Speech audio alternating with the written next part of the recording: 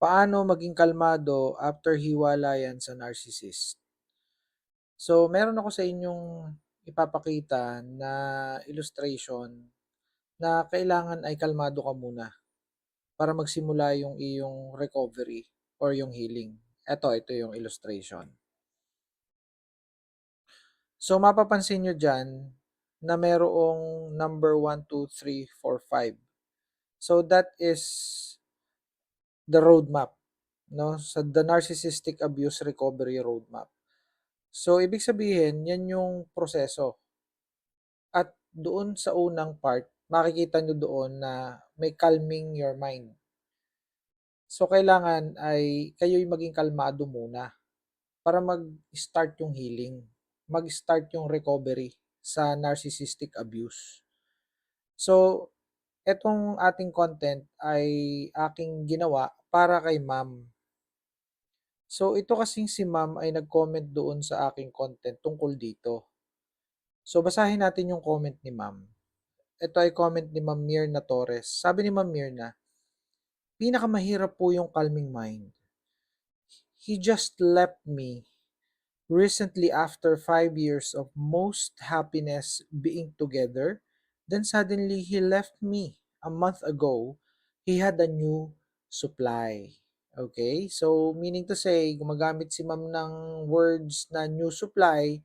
So, she was referring doon sa narcissistic supply. So, yung bagong jowa nung kanyang partner. Sabi niya dito, madali po sabihin, calming your mind, but difficult to perform. Well, I understand and I know, ma'am, kung saan kayo humuhugot. Uh, I know where you're coming from. I understand the pain. I understand the struggle. So, yes, bina-validate ko po yung inyong feelings dito dahil talagang ganito naman po talaga ang nangyayari. This is withdrawal symptoms, okay, sa ganitong hiwalayan, no? So, sabi niya dito, we have so much joy and fun together. So, si ma'am ay nag-rumination dito. When we say rumination, iniisip niya yung nangyari, yung past, no? Basically, nakatutok ito sa mga happy moments at yung present, yung kanyang kinalalagyan ngayon na wala na siyang partner. So, sabi niya dito, he blocked me, no? Paano yung calming mind, 'di ba? I don't know what to do. So ngayon ma'am, ituturo ko po, ibabahagi ko po yung gagawin nyo at ng mga nanonood dito na kagaya ng pinagdaraanan nyo. So una, strict no contact.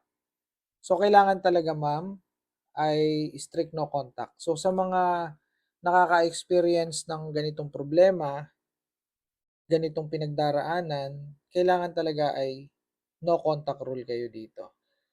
So, yung mga email nyo, yung inyong mga chats, mga messenger, all in all, dapat po ito ay hindi na ninyo magamit para kumontak sa kanya. So, kung pwedeng i-block, i-block.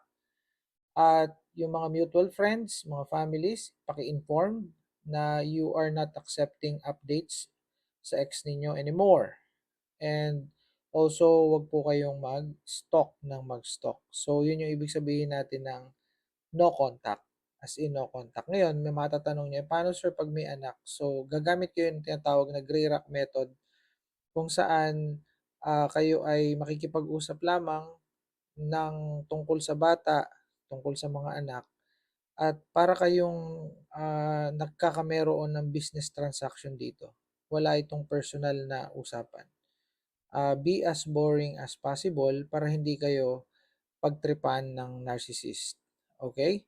So, ganun muna ang gawin nyo kung kayo ay merong anak. So, that is very powerful. Next one, wag nang maghanap ng closure. So, marami sa atin ang naghahanap ng closure, but you know, yung actions ng narcissist, yung ginawa sa inyo, closure na yun eh. So, pwede po kayong mag-closure sa sarili nyo. Yes, pwede yun. Kayo na mismo ang mag-close. And once you closed it, then don't open it anymore.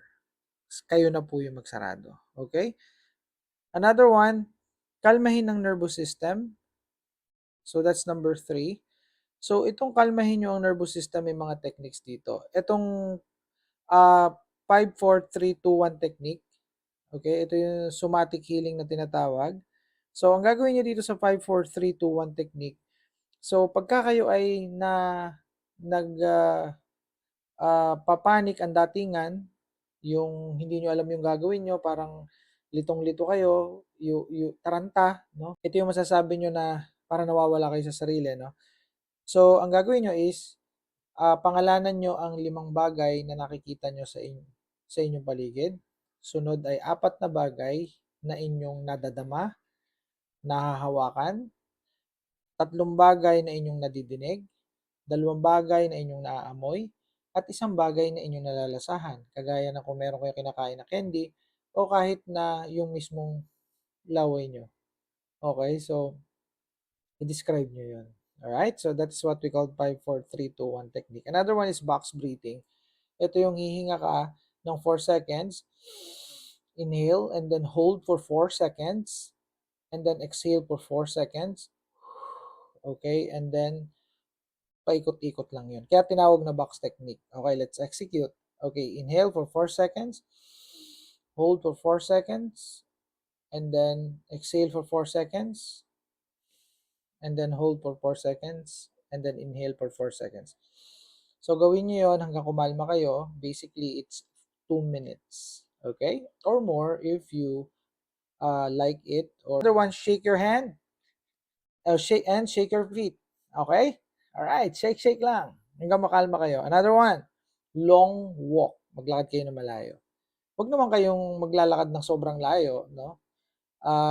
Yung tama lang. Alright? Para mailabas nyo lang yung stress ninyo, yung cortisol level nyo or yung stress hormone nyo na cortisol is bumaba. Because yun yung nakita sa pag-aaral na nakatutulong ang malayong paglalakad.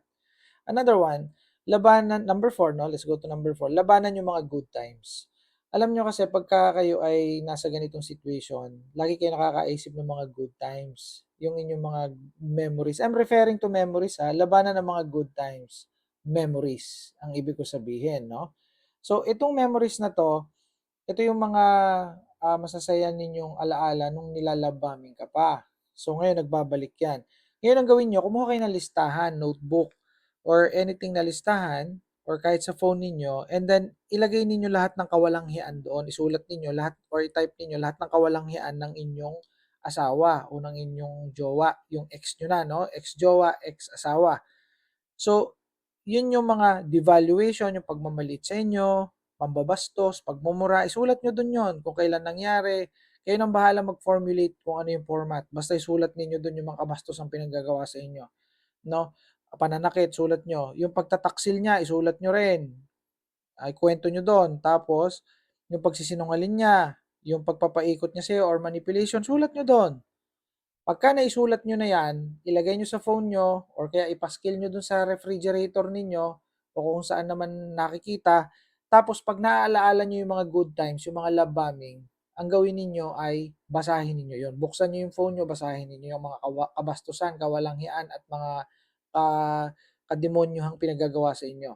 So in that way, nalalabanan nyo yung tinatawag nating cognitive dissonance. Yung nalalabanan nyo yun. But para madali natin maintindihan, labanan nyo yung mga good times na naalaala ninyo. Okay? Para madaling maintindihan. Okay, last but not the least, hayaan mong sarili mong magdalamhati. Okay? So, ang pagdadalamhati ay nakakatulong yan. So, umiyak ka kung kailangan mong umiyak. So, magalit ka nang walang paghuhusga sa sarili mo. Yes, pwede kayong magalit. No, pwede.